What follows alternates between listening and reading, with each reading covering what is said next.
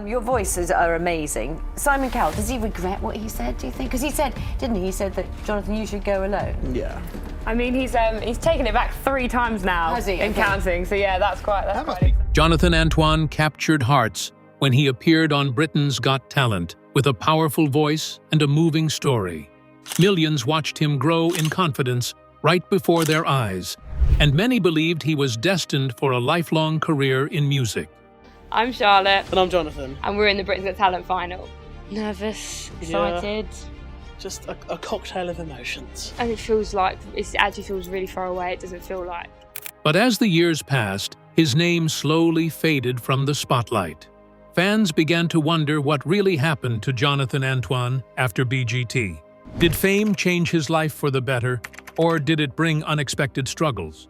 Where is he now, and is he still singing? Join us as we uncover his unexpected transformation and where he is today. Jonathan Antoine, before fame. Jonathan Antoine grew up in Essex, England, in a calm and ordinary environment far from fame and television. His early life was not shaped by music competitions or public stages. Instead, it was shaped by quiet routines, school days, and a growing inner world where music slowly became important. From a young age, Jonathan showed sensitivity and emotional depth. These qualities made him thoughtful, but they also made him vulnerable, especially in social settings. During his primary school years, Jonathan struggled to fit in. He was different from many of his classmates in personality and interests. This difference often made him a target for teasing. The comments he received were not just casual jokes. They affected his confidence deeply. Over time, this treatment made him more reserved and unsure of himself. He began to doubt how others saw him and whether he truly belonged. These early experiences shaped how he interacted with the world, making him cautious and inward-focused. Music entered Jonathan's life as a form of comfort rather than ambition. Singing was not something he planned to turn into a career. It was something he did privately, often away from others. Music allowed him to express feelings he could not easily explain. Singing helped him feel calm and grounded when school life felt difficult. At this stage, music was personal. It was not about applause or recognition. It was about emotional release and safety. Jonathan's involvement in choir settings marked an important step forward. Choirs gave him structure and a sense of belonging without pressure. In these environments, his voice stood out naturally. Teachers began to notice his tone, control, and emotional connection to music. This attention was not sudden or dramatic. It came gradually, through consistent observation and encouragement. His teachers saw potential, but they also respected his quiet nature. They allowed him to grow at his own pace. Family support played a major role in Jonathan's development. At home, he found reassurance and understanding. His family did not push him toward fame or competition. Instead, they offered emotional balance and stability. This support helped him manage the stress he felt in social spaces. Knowing he was accepted at home allowed him to continue singing without fear of judgment. His family recognized that music was important to him, even before they understood how far it might take him. Jonathan's insecurity did not disappear as his voice improved. In fact, his self-doubt remained a strong part of his personality. He did not see himself as exceptional. He focused more on avoiding attention than seeking it. This mindset made him cautious about sharing his voice publicly. Even as others praised his talent, he remained unsure of his place in the world. This internal conflict defined much of his early life. Over time, singing began to shift from a private habit into something more serious. This change did not happen overnight. It happened as Jonathan realized that music could offer direction and purpose. Singing became more than comfort. It became a skill he wanted to protect and develop. He began to understand that his voice was not just an escape, but a strength. But with this quiet foundation built through struggle, support, and self-discovery, how did Jonathan Antoine take the brave step from private singing to facing a national audience for the first time? The road to Britain's Got Talent.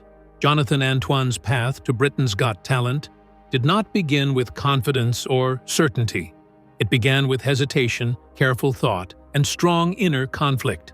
Entering a major television competition was not a natural choice for someone who preferred privacy. However, as his vocal ability continued to develop, opportunities slowly began to appear. These opportunities forced him to consider whether his voice belonged only in private spaces or could exist in the public world. Preparing for the audition was emotionally demanding. Jonathan struggled with self-doubt throughout the process. The idea of being judged openly was intimidating. He worried about how he would be perceived and whether his voice would be enough. These concerns were not about technique alone, they were about exposure. Standing in front of judges meant standing in front of criticism. This fear made preparation stressful rather than exciting. The duet partnership played a crucial role in helping Jonathan move forward. Singing alongside another person created a sense of safety. The partnership reduced the pressure of standing alone. It allowed him to share responsibility and emotional weight. This arrangement made the audition feel more manageable. The duet format gave him confidence to take a step he might not have taken alone. Rehearsals took place in familiar, controlled environments. These practice sessions helped Jonathan focus on sound rather than fear. Still, doubts remained. He questioned whether his voice was suitable for such a platform. He worried about making mistakes under pressure. Despite these fears, he continued preparing, guided by encouragement and a desire to test his limits. Stepping onto the Britain's Got Talent stage marked a major turning point. The scale of the venue, the presence of judges, and the size of the audience created an overwhelming experience. For someone accustomed to quiet settings, the contrast was intense. However, once the performance began, his focus shifted. Singing demanded concentration and emotional control. This allowed him to push aside fear and rely on training. The reaction from the audience was immediate and strong. The performance resonated beyond expectations. Viewers responded not only to the voice itself, but also to the emotional sincerity behind it. The response extended beyond the studio. Footage spread quickly, reaching people who had never heard of Jonathan before. This sudden attention marked the beginning of public recognition. Overnight, Jonathan's life changed. He went from being a private individual to a public figure. This shift brought new opportunities, but also new challenges. Media attention increased rapidly. Expectations grew. People wanted to see more of him. For someone who valued privacy, this sudden exposure felt intense and unfamiliar. As Jonathan Antoine moved forward from this sudden rise, how did fame and industry pressure begin to shape his choices and challenge his sense of self in the next phase of his journey? Life immediately after the BGT spotlight. The period immediately after Britain's Got Talent ended was one of the most intense phases of Jonathan Antoine's life. The final performance marked the end of one chapter, but it also opened the door to a completely new world that moved much faster than anything he had known before. Public attention increased almost instantly, and the calm routine he once had was replaced by constant activity.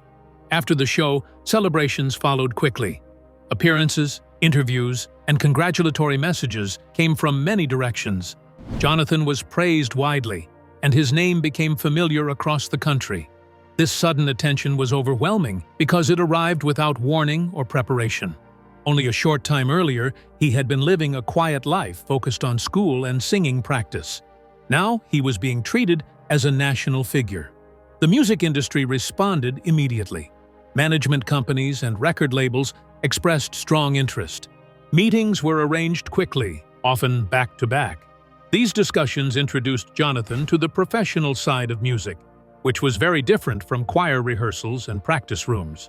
Contracts, schedules, and long-term plans became part of daily conversation. This shift happened at a speed that left little time to adjust emotionally. Signing management agreements meant entering a structured system with expectations and responsibilities. Jonathan now had a team guiding his career direction, public image, and work schedule. This structure brought opportunities, but it also reduced personal freedom. Decisions were no longer simple. Every choice had professional consequences. For someone still adjusting to public attention, this was a major change. One of the most difficult adjustments was the move from school routines to non-stop professional schedules. Before fame, Jonathan's days followed a predictable pattern. After the show, his time was divided into rehearsals, meetings, recordings, and public appearances. Rest became limited. Free time almost disappeared. This new rhythm was physically and mentally demanding. Branding discussions began early. These conversations focused on how Jonathan should be presented to the public. His image, style, and musical direction were carefully analyzed. There was pressure to fit into a marketable identity that could appeal to a wide audience. These discussions were confusing because they focused on perception rather than personal comfort. Jonathan was still learning who he was, yet others were already shaping how he should appear. The emotional shock of moving from anonymity to recognition was significant. Public attention followed him into everyday spaces. People recognized him, discussed him, and expected access to his time. This visibility created pressure. Mistakes felt larger. Silence felt noticeable. For someone naturally reserved, this level of exposure was difficult to manage. Physical exhaustion soon appeared. Long hours, travel, and constant vocal use placed strain on his body. At the same time, mental exhaustion grew quietly. Processing praise, criticism, and expectations required emotional energy. Jonathan began to feel drained rather than excited. Success did not bring peace. It brought responsibility and pressure. Now, as the excitement faded and reality settled in, how did Jonathan begin to question the direction his career was taking and decide what kind of artist he truly wanted to become? Choosing a path. As time passed after Britain's Got Talent, differences in artistic direction became clearer. The initial unity that helped Jonathan step onto the stage began to change as long-term plans were discussed. Creative goals were no longer the same for everyone involved. This shift made separation unavoidable, not because of conflict, but because of different visions for the future. Jonathan began thinking more seriously about the kind of music he wanted to create. His connection to classical vocals was deep and personal. It was rooted in discipline, technique, and emotional expression. While crossover and modern styles were appealing to the industry, Jonathan felt more aligned with classical music. This preference was not strategic. It was instinctive. Choosing classical vocals over pop crossover was not an easy decision. The industry favored versatility and mass appeal. Classical music required patience and long-term development. Jonathan understood that this choice might limit certain opportunities, but he also knew it was the path that felt honest. This realization marked a turning point in his self-awareness. Industry reactions were mixed. Some professionals respected his commitment to tradition and technique. Others questioned whether this direction was commercially viable. Early criticism focused on market reach rather than artistic depth. These reactions tested Jonathan's confidence. He had to decide whether approval mattered more than authenticity. Meetings with record labels increased during this time. These discussions often included suggestions about reshaping his image. Appearance, performance style, and public communication were carefully reviewed. There was pressure to appear more modern, more polished, and more adaptable. These expectations made Jonathan uncomfortable because they focused on change rather than growth. Public behavior also became part of the conversation. How he spoke, how he presented himself, and how he interacted with audiences were all considered important. This level of control felt restrictive. Jonathan began to feel disconnected from his own identity. The version of himself being promoted did not always match how he felt inside. These experiences led Jonathan to question who he was becoming. He asked himself whether success required constant compromise. He wondered if the price of visibility was losing control over his own voice, both literally and creatively. These questions were difficult, but necessary. Choosing independence came with real costs. Turning down certain opportunities slowed momentum. Visibility decreased. Public appearances became less frequent. However, this decision allowed Jonathan to protect his artistic values. He chose stability over speed. This approach required patience and resilience. With independence chosen and pressure reduced, how did Jonathan's body and voice respond to the demands placed on them? And what challenges did this new phase reveal about his health and endurance? Health, burnout, and recovery. As Jonathan Antoine continued working after the early years of fame, the demands placed on his voice increased steadily. Singing was no longer limited to controlled practice sessions. It now involved repeated rehearsals, recordings, and performances with little recovery time in between. Overtraining became a serious issue. The voice is a physical instrument, and like any muscle, it reacts to strain. Jonathan's schedule did not always allow enough rest, and this imbalance slowly began to affect his vocal condition. At first, the changes were subtle. His voice felt tired more often than usual. Certain notes required more effort. Warm-ups took longer. These signs were easy to ignore because he was used to pushing through discomfort. As expectations grew, so did the pressure to deliver consistently. Over time, vocal fatigue became more noticeable. Hoarseness began to appear after performances.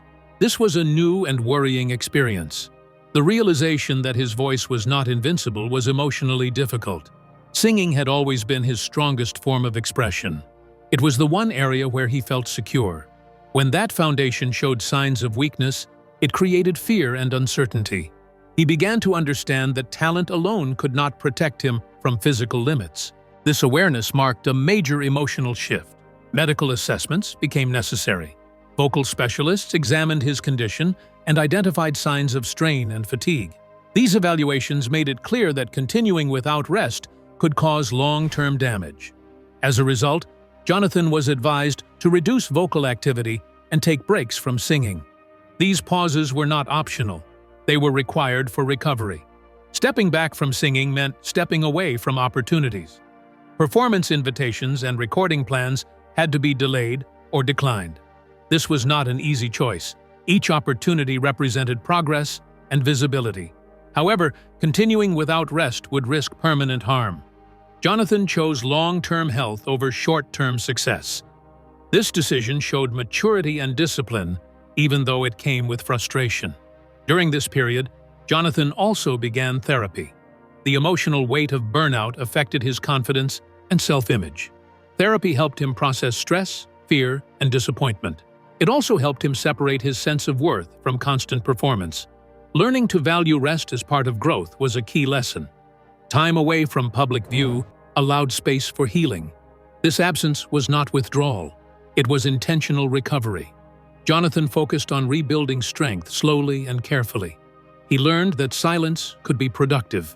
Being unseen did not mean being inactive. It meant preparing for sustainability. Family involvement became even more important during this phase. His family helped manage his schedule and encouraged balance. They reminded him that health mattered more than speed. Their presence provided emotional grounding. They helped create boundaries between work and rest, which had previously blurred. This period changed Jonathan's approach to effort. Instead of endurance, he began to prioritize discipline. Endurance pushed him to continue despite pain. Discipline taught him when to stop. This shift improved not only his vocal health, but also his overall well-being. He learned that protecting the voice required patience and structure. After recovery began, how did Jonathan use this pause to grow, adapt, and rebuild himself both vocally and personally in a healthier way? Rebuilding from the inside. Following recovery, Jonathan Antoine entered a phase focused on rebuilding rather than performing. This stage was not about returning to old habits. It was about creating new ones that supported long-term stability. Physical maturity played a role during this period. As his body continued to develop, his voice naturally changed. The tone became fuller, and control required adjustment. These changes were expected, but they required careful management. Refined vocal technique became central to his routine. Jonathan worked on breath control and efficient sound production. These skills reduced strain and improved endurance. Singing became less about force and more about precision. This shift allowed him to perform with greater ease and consistency. Recovery strategies became part of daily practice. Rest periods were scheduled intentionally. Vocal exercises were balanced with silence. Hydration, posture, and relaxation techniques were integrated into training. These methods helped maintain vocal health and prevent relapse. Psychological support continued to play an important role. Performance anxiety had developed during periods of intense pressure. Learning how to manage stress improved focus and confidence. Mental preparation became as important as physical training. Understanding emotional triggers helped Jonathan remain calm during performances. Privacy became a tool for healing. Reduced public exposure allowed space for reflection and learning. This privacy was not isolated, it was controlled interaction. Jonathan chose when and how to engage with the public. This autonomy supported emotional balance. Structured routines replaced chaotic schedules. Practice time was planned carefully. Work and rest were separated clearly. This structure reduced fatigue and improved productivity. Time control allowed Jonathan to work effectively without exhaustion. Lifestyle changes also contributed to stability. Weight loss occurred gradually through healthier habits. Improved fitness supported better breathing and stamina. These changes were not about appearance. They were about function and comfort. A healthier body supported a healthier voice. Understanding limits became a strength rather than a weakness. Jonathan learned when to stop and when to proceed. This awareness prevented overuse and burnout. At the same time, he recognized his strengths. He understood what his voice could do best and how to develop it further. With a stronger voice and clearer sense of self, how did Jonathan begin transforming from a recovering artist into a fully independent creator with his own direction and vision? From television, talent, to independent artist. After stepping away from the duet format, Jonathan Antoine entered a new phase of his career that required both courage and patience. The transition into full solo work was not automatic. It involved rebuilding confidence, redefining purpose, and learning how to stand alone creatively. Without the shared structure of a duet, every decision now rested on his shoulders. This shift allowed him to grow, but it also demanded responsibility. Solo work gave Jonathan greater freedom. He could now focus entirely on his own musical direction without compromise. This independence allowed him to reconnect with his original love for classical music. Rather than chasing popularity, he focused on long-term development. This approach required time and careful planning, but it gave him control over his artistic future. Album development became a thoughtful process. Jonathan did not rush into recording. Each project began with careful song selection. He chose pieces that matched his vocal maturity and emotional range. Themes were chosen deliberately, often centered on growth, resilience, and calm strength. This careful approach ensured that each album reflected who he was at that moment, not who others expected him to be. As his confidence grew, Jonathan began expanding his musical style. He explored classical crossover elements while maintaining a strong classical base. This balance allowed him to reach wider audiences without losing technical integrity. He avoided extreme changes and instead focused on gradual development. This method helped maintain consistency while allowing creative exploration. Collaborations played an important role during this phase. Working with orchestras provided depth and discipline. Performing with experienced musicians helped sharpen technique and interpretation. Jonathan also collaborated with respected international artists. These partnerships were chosen carefully. Each collaboration offered learning opportunities rather than commercial shortcuts. Learning production and recording techniques marked another major step. Jonathan wanted to understand how music was shaped beyond performance. He studied sound layering, mixing basics, and studio workflow. This knowledge helped him communicate clearly with producers and engineers. It also allowed him to protect the quality of his recordings. Building a home studio became a turning point. This space gave Jonathan control over scheduling and creative direction. Working from home reduced stress and allowed flexible pacing. It also created a safe environment where experimentation was encouraged. This setup helped him develop ideas without external pressure. Jonathan refused to rush releases. In an industry driven by constant output, this choice was unusual. He believed that quality required time. Each release was planned carefully, allowing space for refinement. This patience helped avoid burnout and preserved artistic integrity. Avoiding trends was another deliberate choice. Jonathan focused on timeless sound rather than temporary popularity. This approach reduced media attention at times, but it strengthened his long-term reputation. Audiences learned to expect consistency and depth, rather than frequent releases. As Jonathan built a steady career away from constant visibility, how did public curiosity and misunderstanding begin shaping new challenges around his personal life and professional choices? Controversies and misunderstandings. As Jonathan Antoine continued developing his independent career, public attention did not disappear. Instead, it changed shape. Fans followed his work closely, but expectations varied widely. Some listeners welcomed his evolving sound and appreciated his thoughtful pace. Others expected constant visibility and familiar styles. This contrast created tension. Fan reactions reflected different understandings of growth. Longtime listeners often recognized the value of maturity and patience. They supported his evolving approach and respected his focus on health and quality. However, some audiences struggled with change. They wanted the same style they remembered from television. This divide created ongoing discussion around his artistic direction. Traditionalists sometimes criticized his crossover choices. They questioned whether blending styles weakened classical standards. At the same time, others praised his ability to make classical music more accessible. These debates followed him throughout his career. Jonathan chose not to respond directly. He allowed the work itself to speak. Reduced public appearances led to misunderstanding. Many people assumed that fewer performances meant decline. In reality, this reduction was intentional. Jonathan selected venues and schedules that supported vocal health. Smaller audiences allowed better sound quality and personal connection. This approach prioritized sustainability rather than visibility. Assumptions about disappearance became common. Some believed he had withdrawn completely. These assumptions ignored his ongoing work in recording, teaching, and selective performance. Jonathan remained active, but on his own terms. This distinction was often overlooked by casual observers. Turning down major contracts became another topic of discussion. Industry promised wider exposure, but often required creative compromise.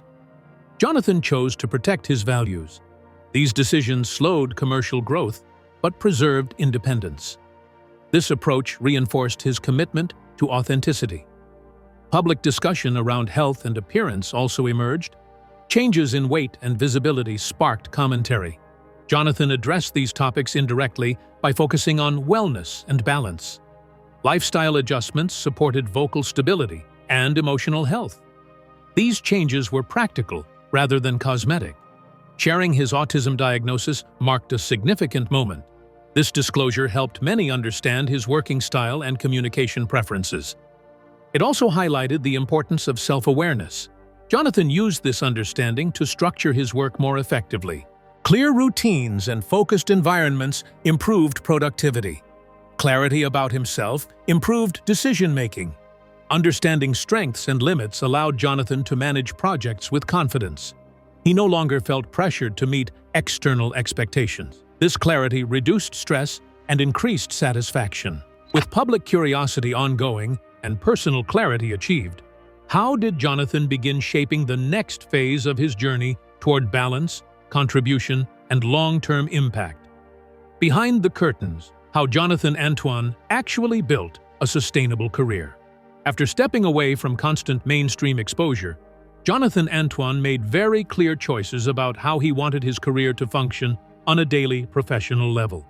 This stage of his journey is less visible to the public, but it is where his long-term stability was formed. Instead of chasing attention, he focused on structure, control, and consistency in how his music was created, presented, and delivered. One major shift was how Jonathan approached live performance. Rather than aiming for large pop-style tours, he focused on venues that matched his voice and audience. These included concert halls, theaters, churches, and cultural venues where classical and crossover music is respected. This allowed him to sing with proper acoustics, reduced strain on his voice, and ensured listeners came specifically to hear his style of music. This decision also helped him avoid overperforming, which is a common problem for singers who tour too aggressively. Jonathan also became more selective with his repertoire in live shows. Instead of trying to impress with constant vocal power, he focused on emotional balance and pacing. Songs were chosen to allow moments of rest, reflection, and connection. This helped him maintain vocal health and deliver consistent performances across different locations. It also built trust with audiences who knew they would receive a polished and thoughtful concert rather than a rushed or exhausting show. Another important development was how Jonathan handled the business side of music. He became more involved in understanding contracts, scheduling, and distribution. This reduced the risk of being pushed into decisions that did not align with his goals. By understanding timelines and costs, he could space out releases properly and avoid financial pressure. This approach is especially important in classical crossover, where albums are meant to last, not disappear after a few weeks. Jonathan also adjusted how he connected with fans. Instead of constant social media posting, he focused on meaningful updates around performances, recordings, and personal milestones. This reduced burnout and kept communication honest. Fans who followed him during this phase tended to be deeply loyal because they felt respected rather than marketed to. This slower approach helped him build a stable audience rather than chasing short-term attention. Education became another quiet but important part of his career. Jonathan showed interest in learning beyond performance, including music theory, interpretation, and vocal technique. This allowed him to understand his voice better and work more efficiently in rehearsals and studios. It also meant he could communicate clearly with conductors, producers, and musicians, which improved collaboration quality. In addition to performing, Jonathan explored other professional roles connected to music. These included mentoring younger singers, participating in workshops, and engaging with music education projects. These activities did not replace his performing career, but they strengthened it. Teaching and mentoring allowed him to stay connected to music without constant pressure, and they helped him see his own progress more clearly. Jonathan also became careful about how often he appeared in the media. Instead of frequent interviews, he chose moments that aligned with meaningful projects. This prevented overexposure and reduced misinterpretation. It also kept public attention focused on his work rather than speculation. In an industry where silence is often treated as failure, this choice helped him maintain peace and control. Financial planning played a role as well. By avoiding rushed projects and unnecessary promotion costs, Jonathan reduced financial stress. This allowed him to invest in quality musicians, proper rehearsal time, and well-produced recordings. These decisions may not create instant headlines, but they build trust and longevity. Most importantly, Jonathan's career at this stage became predictable in a healthy way. Predictability meant stability. Audiences knew what to expect. Collaborators knew how he worked. He knew his limits. This is rare in entertainment, but it is one of the strongest foundations for a long career. Rather than chasing constant growth, Jonathan focused on consistency. Rather than visibility, he focused on reliability. This chapter of his career shows how real success is often built quietly, through decisions that protect the artist, the music, and the future. If you enjoyed this video, like and subscribe, and also click the next video shown on your screen.